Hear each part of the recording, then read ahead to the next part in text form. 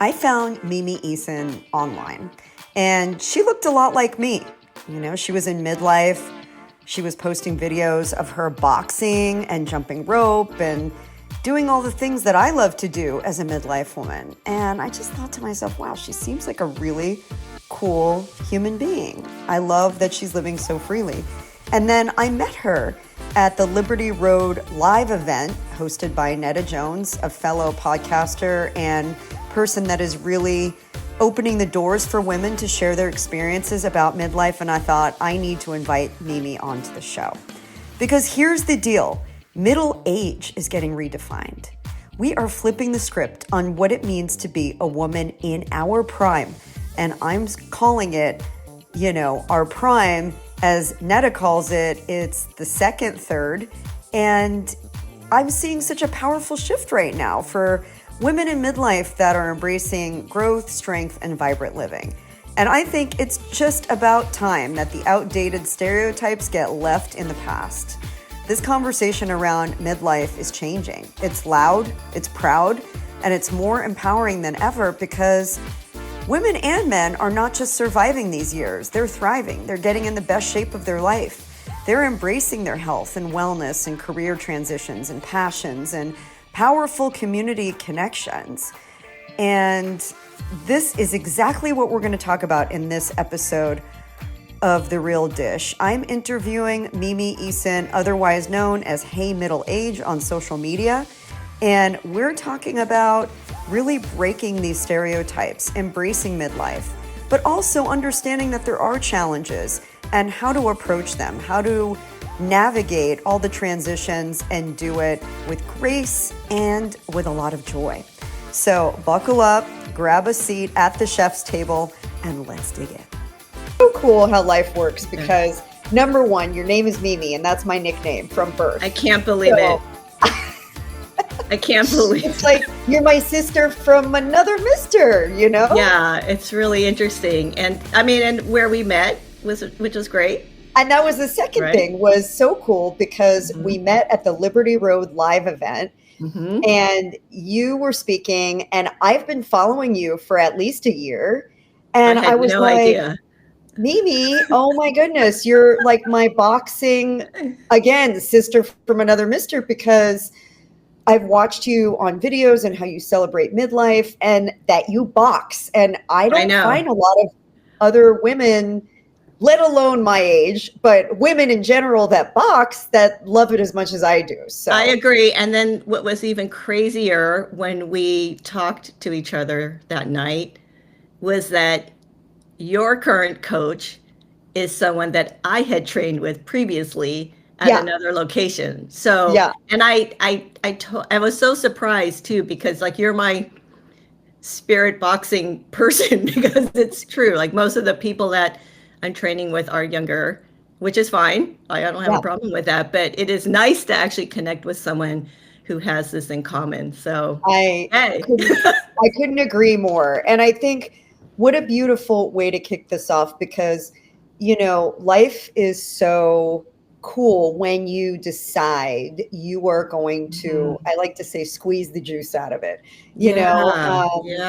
And you've really proven that in midlife, but I want to take a step back and I'd love our listeners to learn a little bit more about you.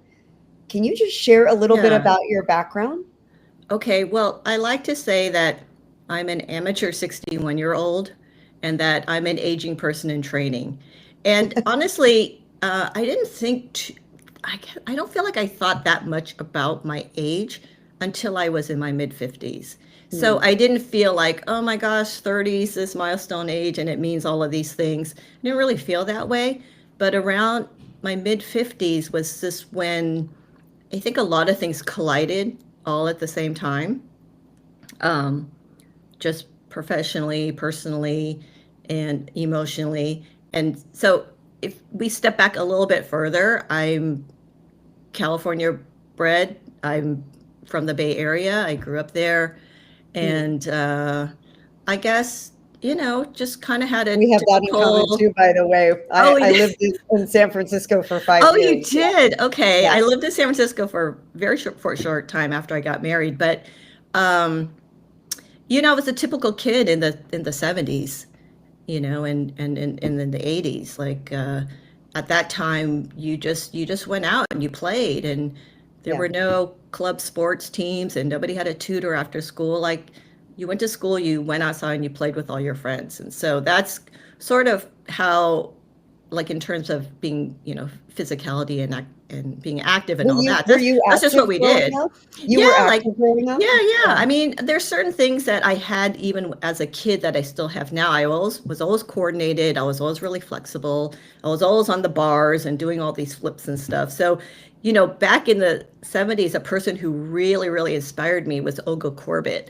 the Olympic gymnast, right? So like it was my dream. It's like, oh my God, I want to be a gymnast. Like all the girls wanted to be gymnasts, but Again, something yeah. else we have in common. But I was Really? Nadia. I was team Oh, Nadia. okay. Yeah, I was like, Nadia, yes. "Run!" Yeah. She came a little bit later, but so I used to just, tumbling and stuff. My friends and I, we would just play on the grass. Like that's just what we did. Yeah. And as I got a little bit older, I was always very, very small, very petite, very short. I'm average height now, but when I was young, I was very small. And so I think just as a younger person, going into middle school, you kind of thought, okay, I need some protection. I don't want to. I didn't go to a rough school, but like you didn't want to be picked on, And so Yeah. my way of sort of creating some protection around myself is I sort of observe. This is no joke. Sixth grade, I'm observing. It's like, okay, well, I'm not funny, and I'm not pretty, and I'm really small. I'm not athletic. What am I going to do? It's like, oh, the cheerleaders. Nobody touches the cheerleaders. So I became a Mm. cheerleader because I thought that was my way of like protecting myself and not getting beat up in middle school. I know it sounds kind of crazy, but so I did that like all through high school. And during that time, I, kind of dabbled with some dance classes. But I think that's where I was able to learn choreography pretty Mm. easily. And then when I got into college, I started taking a lot of dance classes in college, jazz and modern and just all different kinds of things. And then um, I was super into step aerobics. It was all about cardio, right? Aerobics. It's Oh all yeah. cardio. So I was super into step aerobics. And I'd go to the gym. At the time, though, it was more, I'd just kind of walk around and see what machines were open. There was no plan, nothing. It was like, oh, I'll just use Yeah. this machine. And it was all about aesthetics back then. It's Yeah. like, oh, you And just the want. coordinated leotards with the bodysuits and Correct, leg warmers. correct, Hmm. correct. So I did that, and then I started adult ballet when I was 40. I did that for 10 years. I started boxing when I was 50. And then in terms of work and, school and all that, I went to a great college. I went to Cal, and at the end of your senior year, you go to the like kind of the job placement office, whatever. Everyone's walking around campus in a suit and pantyhose and sneakers, and you have your pumps in your backpack. Do you ever laugh? Doesn't the word pantyhose make you laugh? It still makes me laugh to this. I can't even say it Oh, with a straight face. you I'm like, know, who wears pantyhose anyway? well, I mean, it's we tights had now, to but we had to wear them back then. yeah. Oh yeah. I was a bank teller in college, and there Me was too. What the no heck? How do we have so many? We've lived parallel lives. This is wait. crazy. Are you serious? Yeah, I'm dead serious. I was a bank teller. I worked for World Savings, which is defunct now. But Oh yeah, I worked for yeah. World Savings. Do you remember Okay. that I thing? worked for Bank of America. I do remember Yeah, that. yeah. Okay, that's even crazier. So, um, why did I mention being a bank teller? Pantyhose. Pantyhose. We had to wear pantyhose. Yeah. We had to wear stock, whatever. There was a strict dress code, and so I kind of knew very early on. I didn't want a corporate job where I had to wear pantyhose. Like that was just that. I loved fashion Brutal, when I right? was I growing am up. so on the same page with that. Okay, So we're that's so what I mean, when you let me just jump back real quick okay. because obviously you were active Yes. and you loved being active in different ways. Like, Yeah. did you, aside from, kind of taking this bank job, did you Uh-huh. feel like at the time, like, I really am career driven? Like, I have something that I want to do in my life and I'm going to go for No. it. No. No. I was I loved fashion growing up. That's was really my dream, but I didn't know how to do it. I Mm. didn't know anyone. That's really not the industry in the Bay Area. There were some companies, not too many. I just didn't know how to do it. And I really didn't want a corporate pantyhose job. So when I got out of college and I applied for all these jobs, like uh, I I didn't get a single job offer coming out of Mm. college. So in my 20s, I was pretty What did you study rudderless. in school? What I did you was a study in school? mass communications major, which was essentially That's liberal exactly arts. what I studied. No, you didn't. You did not. Okay. Okay. Uh, Okay. where we were not separated at birth. I mean, this is every time you talk and say something, I'm like, yeah, me too, me too. And I'm Wait, not making this stuff up. where did you go to school? Can I ask you? CU Boulder. Okay. Yeah. Okay. And guess what I wanted to study? What? Fashion. I was this close to enrolling at FIT because I was a fine arts major first. And then my dad was like, how are you Okay. going to make any money? Okay, you're And gonna then love this. You're gonna love this. uh, After I went to school, I don't know if you know this, FIT had this 1-year program for students who had already graduated from college. I yeah, went to that program. that was the program that I wanted to go to. So I went to that program. That is crazy pants. That's Okay. crazy pants. So, That's okay, crazy so pants. you, Okay, so my 20s were just like, I don't know. I don't know where I'm going. what am I I, doing, right? I did go to FIT after college. I did go to FIT, but prior to going to FIT, I had gotten engaged to my husband. So my dream is to be in New York City and work in the fashion industry. And so by the time I got there, all I wanted to do was come back home, Mm, which is what I did. mm, So yeah, my path was just like a little bit all over the place, and then my daughter was born when I was 36, and I was uh, lucky enough to be able to be a full-time parent for many years, which I love doing. yeah. And then it was like, okay, well, I need to find a job. I need to find something to do. I actually did an unpaid internship when I was 42 years old. And then Doing eventually, what? I was working in a casting office, Mm, movies and mainly movies. It was yeah, they were casting films. So I did that because I thought, oh, well, I had taken acting lessons all through the 90s and did dabbled in a lot of that.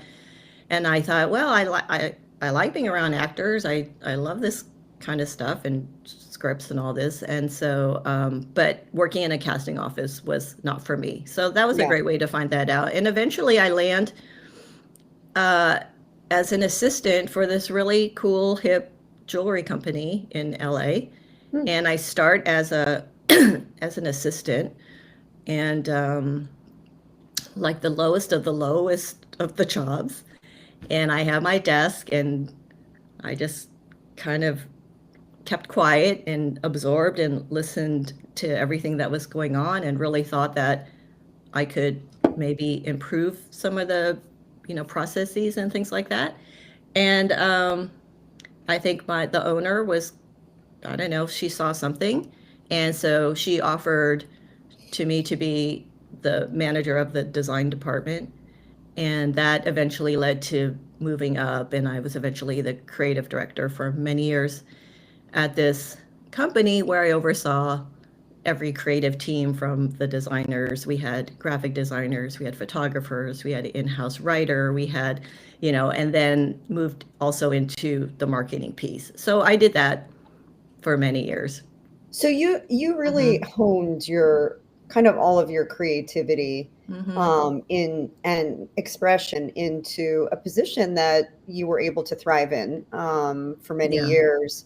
Yeah. What kind of took you from there into, and I don't love this word because Mm-hmm. it's so hard to sometimes define it, but Yeah. into an influencer role. Okay. And Oh, by okay. influencer, I mean, you're not just an influencer. You have a substantial following, but you are what I believe not just an influencer, but an aspirational role model. Oh, Because wow. you've really taken, well, you are Mimi. Thank you. Embrace that, I mean, for your not only your physicality and what you're able to Mhm. do with sports, but your natural beauty and embracing your grays, embracing your natural appearance, not feeling like you have to, and we live in Southern California where that's not Yeah. easy to do. And people are hyper, there's a lot of hyperbole going on people's Yeah. faces, you know what I'm Yeah. saying? How did you make that transition? So, like I said previously, my mid 50s is when I was really starting to think about aging. And at that time, I was pretty burnt out from work. My mom had passed away, Mm, and then my daughter was graduating from high school that year.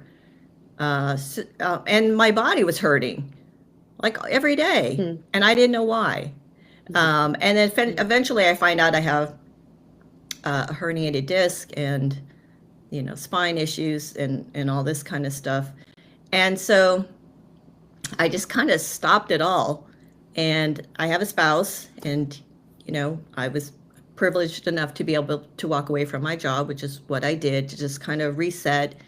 And I just dove into all things middle age, all things midlife, read what I could, listened, searching around everywhere. And honestly, I didn't really love what I was. It's not that I didn't love what I was finding, but I didn't feel like it was speaking to me. So a lot of the mm, messaging was around either anti-aging, right? Fighting it, denying it, mm, sweeping it, doing whatever you can to hold on to youth. So that was one bucket. And then another bucket was a little bit overly optimistic, which didn't seem realistic to me either. And that the age is just a number, which I know a lot of people love to say. I feel like that falls into one bucket because, yeah, it is, but there are things that are changing and we need to be cognizant about it, I think, to prepare.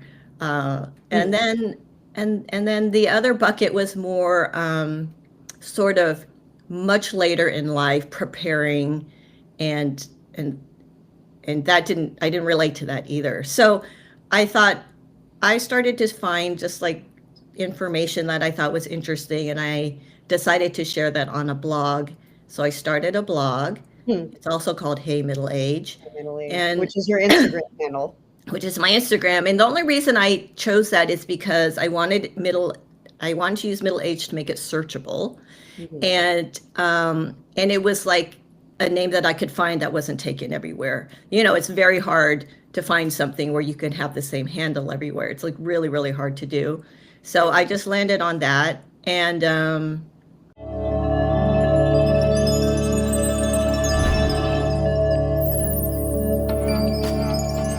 Okay, when it comes to cooking and doing it in a way that is healthy for your fit life, there's a few things that we have to keep in mind. Number one, is it functional? Number two, is it clean? Meaning, does it contain any of those yucky coatings that they add to cookware nowadays, especially the nonstick kind? We don't need that. We don't want that. And number three, is it pretty? Because hey, if it's aesthetic, it's going to make us feel pretty good when we cook on it. And that's why I am totally digging Hexclad cookware. Talk about the most gorgeous cookware you will ever use. Plus, it's totally functional and healthy to use. Hexclad's patented hybrid cookware brings performance of the stainless steel, the durability of cast iron, and the convenience of nonstick all in one. That, my friends, is Michelin level standards. with cleanup convenience, because when we're cooking at home, we don't want to be scrubbing dishes all day long either. So now you can unleash your potential in the kitchen without any limits. What I love about it, that nonstick hybrid technology coupled with excellent temperature control. You've got to be able to temper your temperature to get that great sear and to do the nice poaches. Easy care, so it's going to clean up easy, and easy cleaning. All of that with the additional benefit of being free from toxic coatings and having a lifetime warranty. This is the cookware you're going to use for life, my friends. So it's time to take a little assessment of the cookware that you have. If you have your hand-me-down Teflon cookware, it's time to throw it out and invest in a nice new set. And Hexclad is going to deliver on its promise with that lifetime warranty. I can't recommend it enough. I'm totally infatuated with mine. Can I say that? Infatuated? And I know you're going to be too. So make sure you head over to hexclad.com/Chef Mireya, and you'll get up to 30% off your new cookware. Start the year off right and cook with delight. How about that for a rhyme? No, seriously though. Use my code Chef Mireya at hexclad.com. That's HEXCLAD.com. And you'll get up to 30% off your purchase. You will not be disappointed.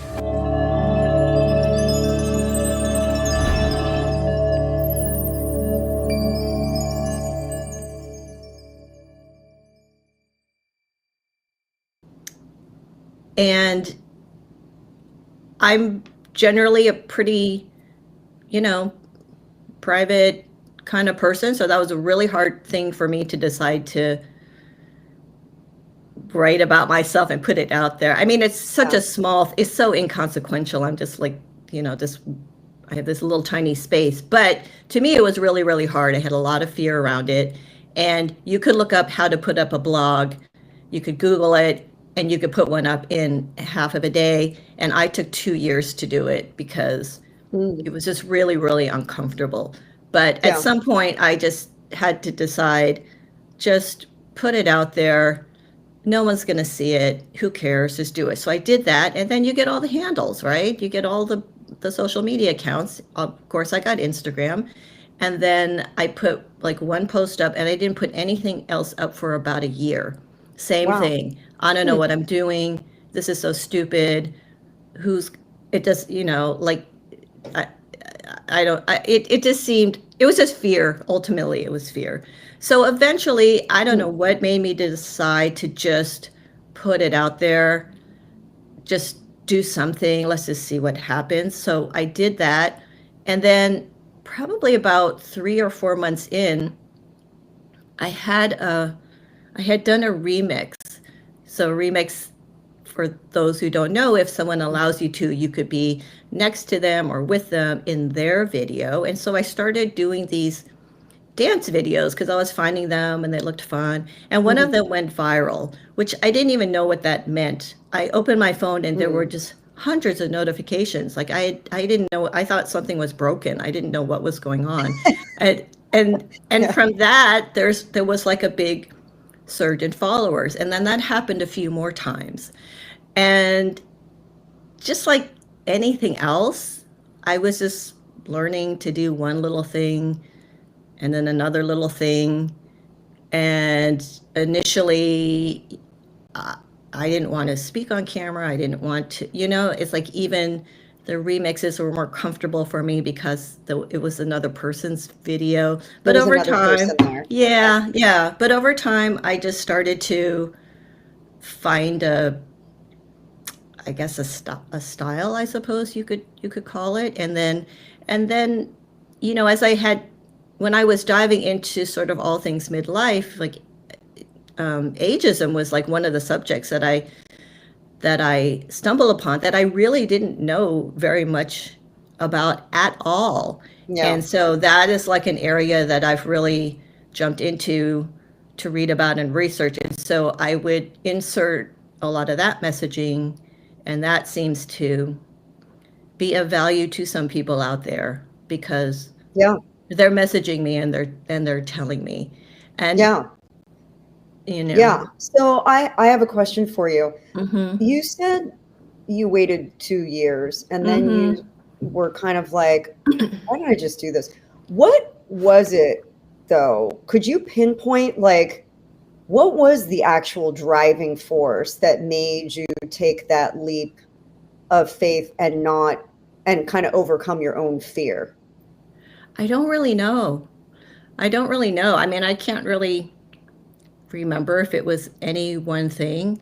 I think I felt Hmm. like if you think about social media, and I know there's a lot to criticize around it, but social media enables you to have a place where you can put your voice out there, Yeah. and it's a, it's like a period in history where this is happening. It Hmm. doesn't cost you anything, and I just thought, wow, if even this far into it, I thought if I don't just try it, I think I'll regret it. Hmm. I think that was one thing, Yeah. and um, and I don't know how much you think about dying, but I do think about dying. Sometimes it's like, well, I'm going to die someday. So is that going to matter? No. Okay. Post it.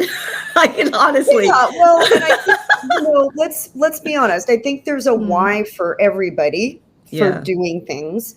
And I mean, personally, I think sometimes I have a responsibility to share Hmm. when something is hurt and the challenges that I've been through so that maybe I can help somebody not have to Yeah. go through that.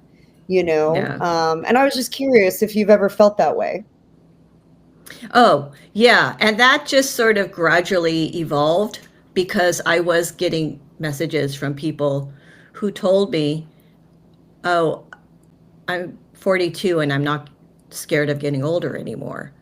Mm, Or I had someone tell me that I hadn't taken a dance class since I was 10 years old, but I saw you and I signed up for one.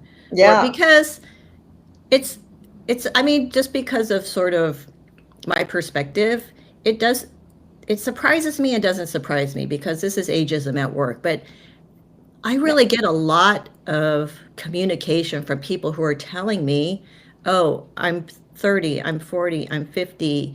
Is it too late? It's too late, right? How can I do that? I can't do that. How is it possible for me to do that? And really, the qualifier is just the age, based on what they're telling me. It's just the age. And Mm, that's when age is just a number. If you just use yeah. age as a qualifier, when really it has nothing to do with the thing that you actually want to do, that's ageism at work. So, like sometimes I use this as an example. When I was 50, I took a trapeze class, and Oh, um, that's cool. and so I didn't think I'm 50. Can I do the trapeze class because I'm 50? I didn't think that. I thought, can I climb that really high ladder that looks scary? Do I have the arm strength to hang on the bar? Do I have the flexibility to pull my legs up and over the bar? And am I going to be able to let go of the bar? And is that guy on the other side, is he going to catch me? Yeah. Right? Yeah. So those are the It questions. wasn't so much about like the number. It was more about like, do I have the strength Right. and almost like what's in between my two ears, Hmm. right? To be able to make that leap and do that. It And had I think, nothing to do with the number. It had nothing to do with the age. But well, I I think think, we're, but the two go mhm, so intrinsically hand in hand, right? yeah, I mean, it's kind of like when we were younger, we would see people and hear about people in their 50s, and what would we say? Midlife crisis. mm, It was like the word crisis always followed midlife, and you yeah, just kind of imagine like it's the guy buying the Porsche that's right, like trying to find something to hold to preserve his youth. And it's the yeah, woman who, like, all she does is have cocktails at lunch. Like, it just kind of, there's these images that we grew up with. yeah. And I But I think, don't, I don't know so much about the man side of it, but I think for for women there is, going through perimenopause, because that was so like hidden and shamed and all that, I do feel like there is this period where you are going through a lot of these changes and you don't know what's going on, you don't Yeah. understand it, your body's changing, you're feeling different, things are starting to hurt, you can't sleep. And I'm not going to call that a crisis, but there is a transition and a change there. It's Mhm. much better now where we're kind of understanding more of the symptoms and things like that. But even, I'm 61, and when I was going through perimenopause, there was like nothing out there Yeah. in terms of information. It's much better now, much better now. But I think that was a piece of sort of when I was diving in to try to figure out like what is going on and why does my body hurt so much for no reason. Those things I think are all, all connected, and we're just not like, it was so hard to identify it back Yeah, then. well, that kind of leads me to my next question, actually. What Let's talk about perimenopause Yeah. because I Let's feel talk about it. I feel like, and I started going through it in 2020, right? During the height of the pandemic. I truly believe the pandemic and the stress and anxiety around it Yeah. kind of propelled me into it. And probably I was experiencing it prior, but that's when it really like hit. And I remember walking into the doctor and her just being like, well, it's just a phase, you'll get through it. And I'm like, what does that mean? Like, when? And it seems like in the last 4 years, there's just been an explosion of, documentation and discussion and books and Yeah. podcasts and, doctors coming out and talking about it and specialize. I mean, it's really become an industry. Yeah. But taking you back to peri for yourself and for everybody listening that's not Yeah. sure what perimenopause is, these are the years prior to going through full menopause. And menopause is actually one day. Menopause is the day that marks 12 months without a menstrual cycle. So when people say I'm in menopause, menopause is one day, and everything else after that is postmenopause. But peri is before, and that's when your hormones change dramatically and you start going through a whole myriad of different things. And everybody's peri looks very different, lots of different symptoms. What happened for you? And you mentioned you Yeah. kind of were like, nobody prepared me for this. Like, how did you get through it? Well, one, I didn't know I was in it because I didn't understand any of the symptoms except for the typical ones we know about, hot flashes, pretty much. And I had very few of those. So I didn't really understand what was going on. So for me, it's all looking in a rearview mirror to sort of be able to look back and say, hey, I think that was related to perimenopause. I just didn't know it at the time. And so one of the biggest was probably brain fog, just doing things that were so out of character and just really kind of surprising and kind of shocking. Like, there was one day I went out to do some errands and I was in a busy area and I found this really good parking spot. So I parked, actually parallel parked, got out of my car, went and did some stuff, and I came back and I couldn't believe it. I had parked in front of an apartment building driveway and blocked it. Oh, wow. And thought it was a parking spot. And it just, I mean, You didn't get towed though. That's good. I didn't get towed. And luckily no one was trying to get out of the apartment building. But I mean, I couldn't believe, and the other cars all had meters. So everyone's parked at a space with a meter, and I had blocked this apartment building driveway. I mean, I just couldn't believe it. And just like things like, that was like one of the bigger ones. Like one day I dropped a Pyrex bowl in the kitchen and shattered thousands of pieces all over the place. It didn't slip. I didn't bump anything. I just dropped it. And so some of these little things, little things, these things were happening again that were so out of character. I didn't understand what was going on. I just thought maybe there's something really wrong. So I was sort of documenting these things to keep track, but I didn't know what they were. And then I was getting, I was having just like a lot of pain. Um, and I actually started hormone therapy this year, and all of this pain went away. Like it So went you just away. started this year Hmm. Yeah. at So 61. So were you I was, suffering through it for the past few I years, or was, how were you managing it? again, I didn't know that's what it was. So I do have back issues. I have a herniated disc, and that is kind of its own separate thing. But I was hurting all over all the time, and I just thought it was Mm. radiating from my back. So that pain was just like just spread, just all over. And I kind of found a way to manage that after a few years of trying all kinds of things. But I do have a way to manage that.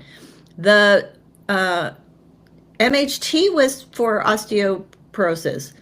So I do not have osteoporosis. I have osteopenia. I've had a few DEXAs, and my mom had osteoporosis as well. Hmm. And I'm a small, tiny, small boned person.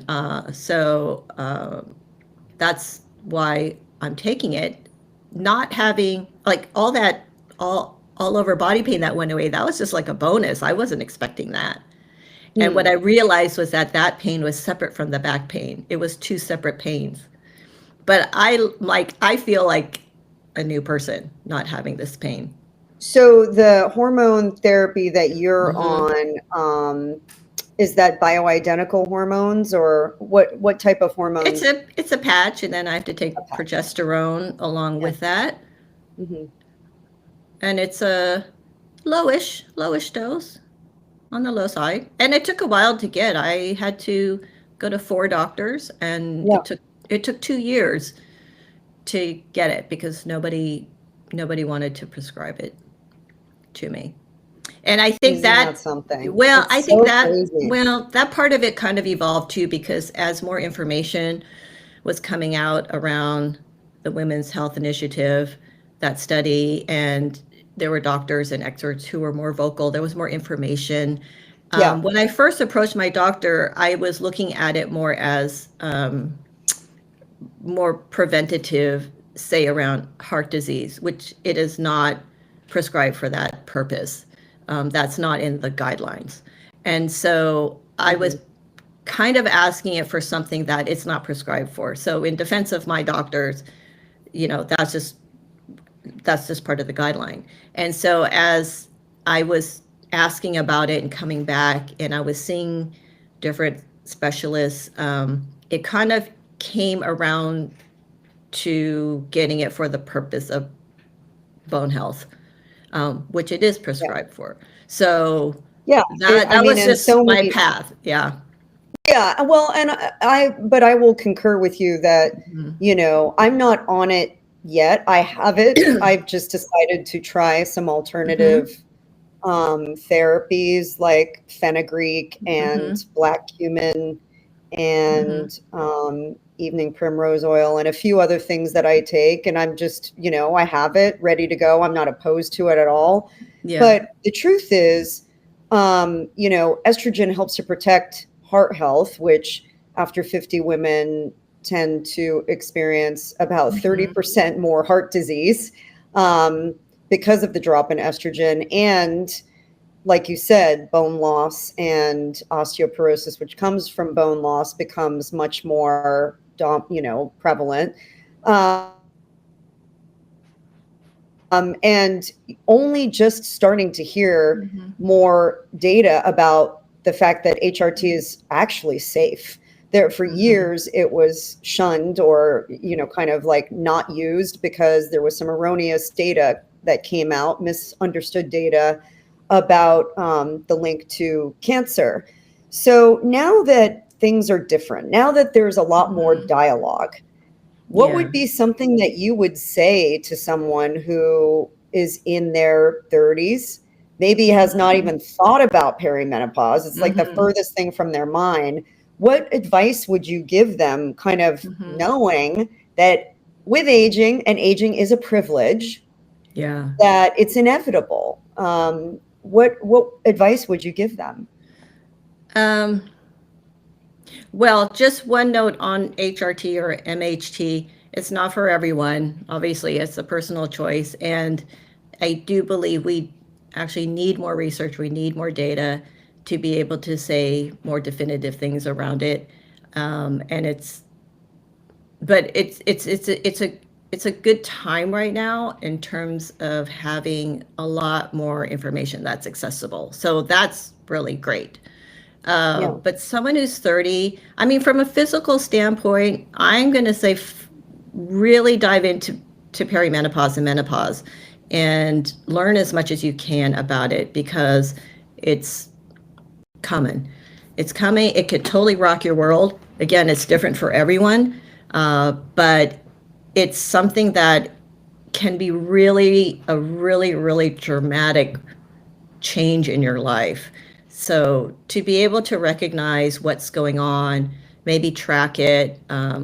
I know there's the Perry app that has is it the Perry app? No, the Clue app, I think, has a tracker where you can actually track symptoms. And so for me, that's a great way to go to your doctor and say, hey, I see this pattern going on. I think that's very helpful to be able to have that conversation. So you could see, oh, I'm not sleeping 5 nights out of the week, or whatever is going on. So I would say from a physical standpoint, do that. What I share is not prescriptive, because I'm not a trainer. I'm not a coach. I'm not an expert. I'm trying to figure it out like everybody else.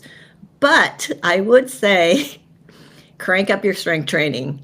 If I mean, you're the bodybuilder, if you pretty much all the experts are saying there's so much benefit to strength training because we start to lose muscle mass, in our 30s, and bone density, bone mineral density.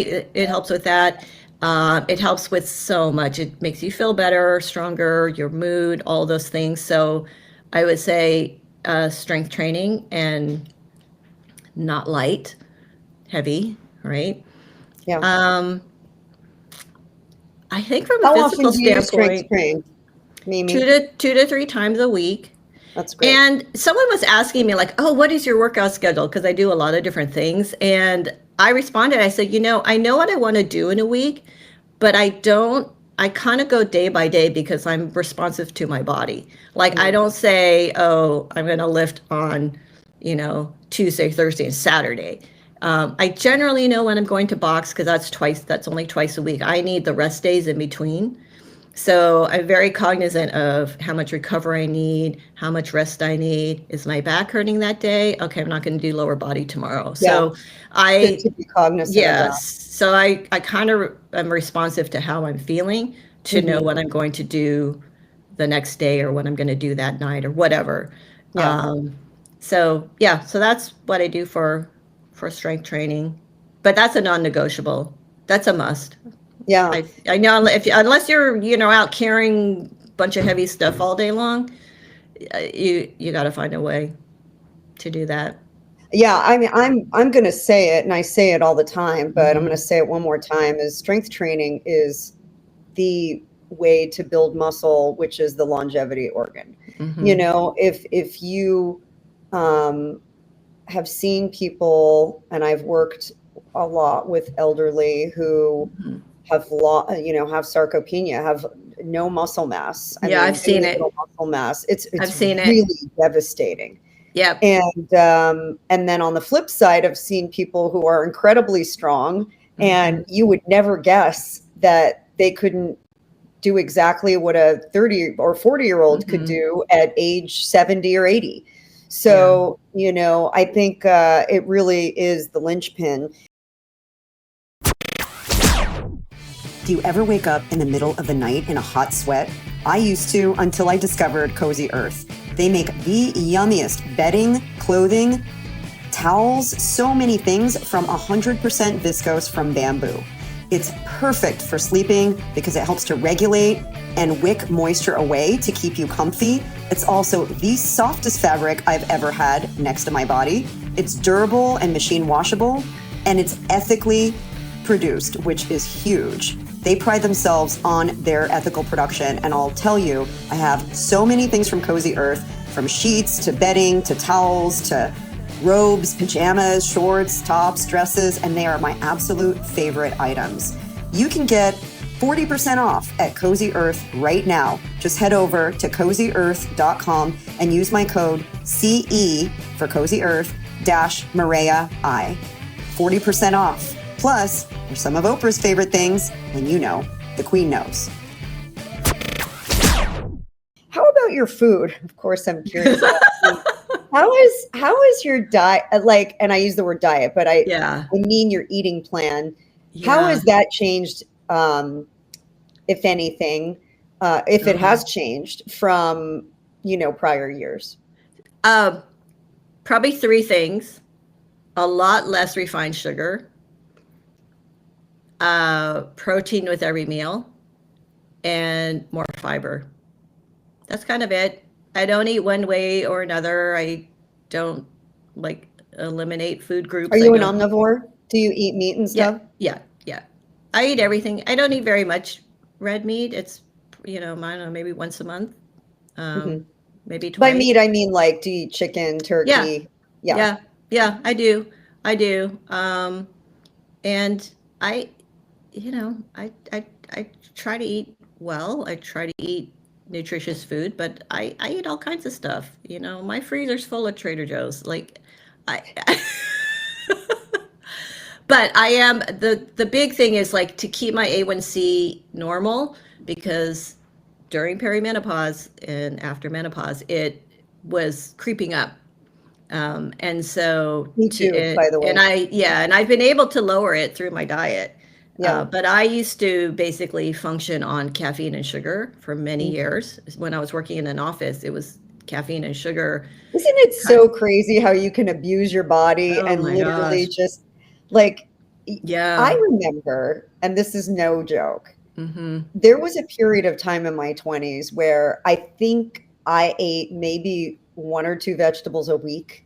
I would just live on carbs. I mean, if it was round and brown, it was down, like cookies, bagels, muffins. Well, I lived on those things. But we were going through that fat-free era, right? Fat-free was supposed to be healthy. Yeah, but it was it was cheap and it was quick fuel, as a starving student, college years. I mean, my diet was so brown.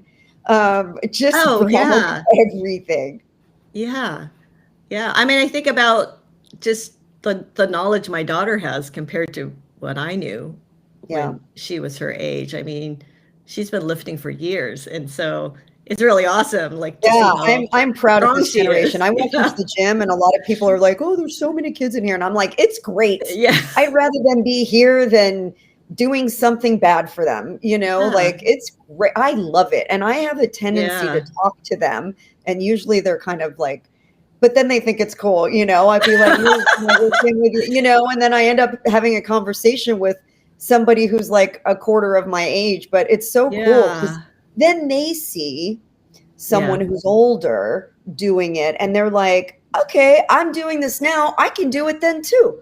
And that's really, I think that's very encouraging. Yeah. There's one little thing as we're getting close to the end is, so I write about age frequently. I always state my age. On Instagram, I say my age. I talk about my age. I talk about not letting age be a limitation, really, if you want to do something, really check off the list of the things that you really need to be able to do the thing you want to do. And I got this comment from someone who said, because I said something like, wouldn't it be great if we didn't say something was an old thing or a young thing? You just do your thing, right? And she wrote something like, I just, I wish we didn't talk about age so much. And she said, and even your age, it doesn't matter to me. And I said, I get it, I understand, and I wish that was the case, but it's not.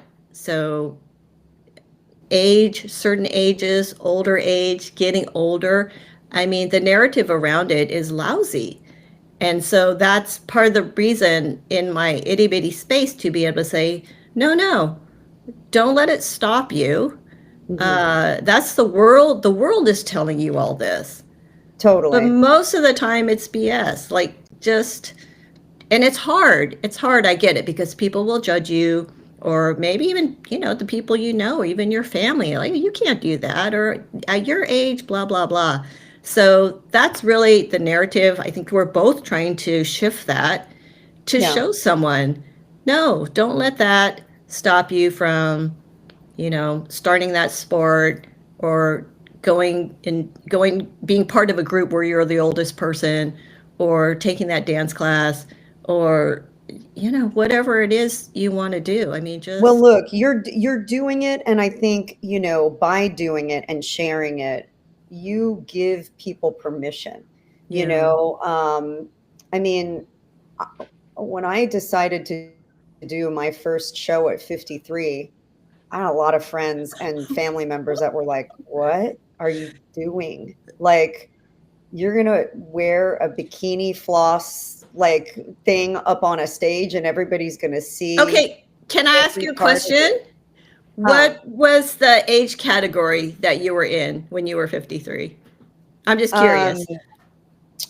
I did, well, I did true novice, so that was Uh-huh. like any age. It could be, you could Okay. be 21, and then Okay. I did 45 and over Okay. So that was the top age group then, was 45. for that show. Yeah. Now there are shows where it's 50 and over, and that's Mhm. usually the top. Very few Mhm. shows are 60 and Mhm. over. Um, but the 50 and over has become a thing now. But now, I mean, I'm going to be 56 in January, so Yeah. like I'm even getting, higher in the Yeah. 50s. But what's crazy is my body completely changed, and I have way more muscle mass than I ever did when I first started this. So, like, my Wow. next show, I'll be in an even better position because muscle takes years to Yeah. build.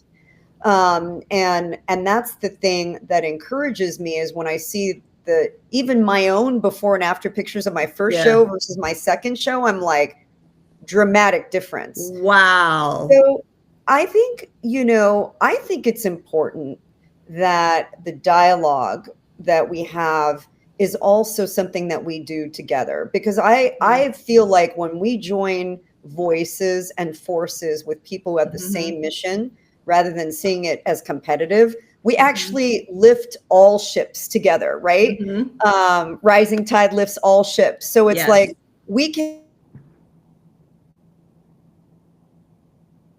change. That's how we met. We met at Liberty Road Live, Yeah. created by Netta Jones, who is all about changing this narrative, Yeah. with like-minded people too. Mhm. That she brings onto her podcast and has in her live shows. And I would say that things are going to look very different for our kids. Yeah. Um, but I have to ask you one last question before we Mhm. wrap up, and I ask you the final question. Okay. What do you say to the naysayers? Because there's always going to be criticism, right? Yeah. Whenever you're doing, I mean, it doesn't even matter whether you have one follower or half a million followers Yeah. or 10 million followers.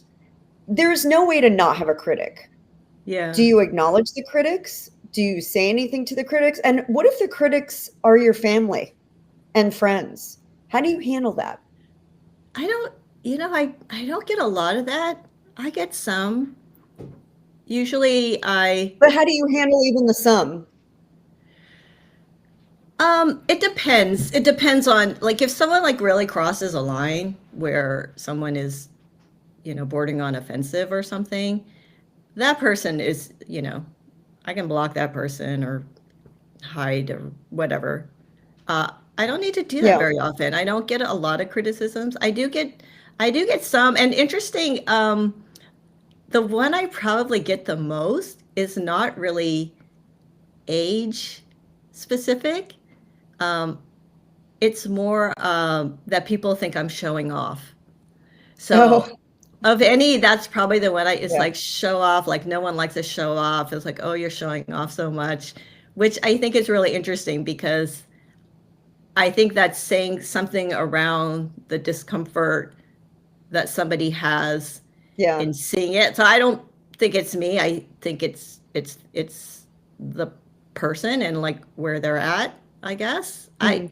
Have you ever gotten it Um, from family or friends, like people that know you? no, No, that's good. no. Um, but I mean, I could see like how people would kind of question you doing shows, because like that is really putting yourself out there I think in an awesome way. Yeah. Um, Well, I had a I discussion with yeah, my good friend who yeah. is five-time Miss Olympia, Andrea Shaw. And I asked her, because we are very similar in our faith. Hmm. And I asked her, how do you handle that? Like, how do Yeah. you kind of just mentally like handle that? And she said something really important to me. And she said, it depends on who you're serving. If you're Hmm. serving yourself with it, then maybe it's misdirected. But if you are doing it because you believe that you're doing it for a higher purpose, then Hmm. that's really between you and your maker. And Yeah. and it makes me think very differently when I get on the stage because like you, I Hmm. went through a lot of physical issues. I Hmm. tore my ACL and my meniscus and fractured my tibia in 2020. Went through horrendous depression in Perry. Went through went through a hard divorce, got remarried, um, a lot of changes in business, changes in my personal life. Like just being through so much, I feel like now on the other end of this, like I deserve to do the things that make me happy, Yeah. and as long as I'm not hurting anybody and I'm doing it for the right reasons, like Hmm. I don't really care what anybody else has to say. And I can say truthfully in midlife, I feel Hmm. that way versus maybe other years where I would have been much more cognizant. And the people who know me know it comes from the right place. I'm not up Hmm. there trying to strut my stuff or Yeah. think that I'm all that. It's more of like, wow, I can do this. Wow, Hmm. I've been given a second chance. So I think the answer to me is if you're confident enough in Hmm. your own vision and your own meaning for why you're doing things, then it doesn't really matter. You can Yeah. bring people along on the ride and show them like it's a pretty cool thing and Yeah. it's not a worshiping thing. It's more of Right. like I get to do this. Well, I think we probably hear that a lot from women in midlife and beyond. It's like, yeah, you slowly start to not care what other people think. And I, I don't say that I don't care what anyone thinks. I do care what people think, but it just doesn't sort of drive what you're doing as much. You're Yeah. not being as responsive to somebody who's critical. It's like you're prioritizing yourself. And so that's happened for me in a big way, just making myself more of a priority. I'm a great support person. I'm a Hmm. great at supporting other people, my spouse, my family, work, whatever it is, and making myself sort of the secondary part of the equation, right? And I'm just not doing that anymore. And it doesn't mean I'm not supporting others and caring for others. Of course, I'm doing that. I have a family, and I have friends and all of that. But it's it's like even in really like even micro ways, I would catch myself always making sure. Oh, if we're leaving the house, does everyone have? Do you all have all the stuff you need? Do you have? Are you taking? It's like I don't. Yeah. It's such a little thing, but if you find yourself Hmm. doing that constantly all the time, it's like not, it's like making sure everyone's okay ahead of you. And Hmm. so I don't do that anymore. Hmm. And I catch myself because, again, it's such a small thing, but it just layers on top of another layer. And pretty soon it becomes like a big part of your identity. And so, Well, I heard a great quote mhm, when it's not selfish, it's self-full. Because mhm, when you fill your own cup, then you overflow into someone else's. yeah, If your cup is empty, you can't fill anybody else's. yeah, So, um, with that, we have one last question. I could talk to you all day. I could One last question. too. If you could have one meal, Mhm. okay, I ask all my guests this, one meal, like your favorite meal in the world, and maybe it's created by somebody, maybe your favorite chef or somebody that you love or someone you know, what Yeah. would that meal be and who would make it? That's easy. I'd want my mom to be with me and have her cook Korean food for me. What's your You know? favorite Korean dish? She would make something called japchae, which is like glass noodles with vegetables and stuff, and then banchan. Like if you go to a Korean restaurant, you have all the little dishes, right? So hers, the ones she made that I loved were bean sprouts and spinach, and she didn't make her own kimchi. She would usually buy that, and then she'd maybe cook some shrimp, or she'd cook. It's always like a lot of dishes. Yeah, lots And of small dishes and condiments. I yeah, love that. yeah. By the way, I have very, very close friends that are Korean since I was in college, and like kimchi is always in my fridge Oh yeah, at all same times. here. Yeah, Yeah. it's a fermented food. It's good for I you. lived on it, and I lived on it at one point. Kimchi and rice was with tofu. That was like my vegan days. But yeah, I love yeah. it. My husband makes fun of me because I get the big container. It's like, Oh wow, oh yeah, I eat it. I eat a lot of kimchi. that's awesome. I always have it in my fridge, Yeah. but my family doesn't eat it because they don't really eat spicy food. Oh yeah, no, I'm give the me the only one who spice eats it. all day. Well, Mimi, this has been so much fun. I just love your your insights and your wisdom, and just being able to have another sister in the fight, so to speak. Yeah. I think it's just so fun to watch you. And where you said at Hey Middle Age is really where people can find you, right? Both your blog and your social handles. I'm most active on Instagram. I'm usually on there every day. And then my blog is a little bit dormant right now, so that's something I'm working on. I'm starting to write again. I just kind of let it go by the wayside, and because Instagram takes a lot of time, and so I'm getting back into that too. Okay, cool. Well, hopefully when we meet up with each other again, I know it'll be with the gloves on, baby. It will. It will. Oh my gosh, that'll be phenomenal. Fun. Yeah. That's awesome. Well, thank you again. And until next time. This podcast is for informational purposes only and should not be considered legal health advice. We are not responsible for any losses, damages, or liabilities that may arise from the use of this podcast. This podcast is not intended to replace professional medical advice, and the views expressed in this podcast may not be those of the host or the management. Hey, it's Chef Maria, and thank you so much for tuning into The Real Dish. It means a lot to me that you're here. I hope today's episode has inspired you to take some proactive steps towards a healthier and happier you. Because just remember, bite-sized changes can lead to big transformations. But before you go, would you do me a big favor? If you found value in this episode, would you share it with 2 of your closest friends and hit the subscribe button so you never miss an episode? And if you really want to make this girl's day, would you leave a 5-star review? I do hear an angel gets its wings every time you do that.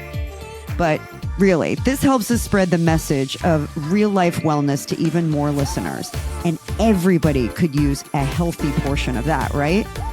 Now, until next time, remember, you are the chef of your own kitchen. So feed your life well, make good decisions, prioritize your well-being, and remember, you need to take care of you because we only get one of you and you are a gift to everyone around you. So until next week, this is Chef Maria signing off. And just remember, we're here to cook up a good time every single week. We'll see you soon.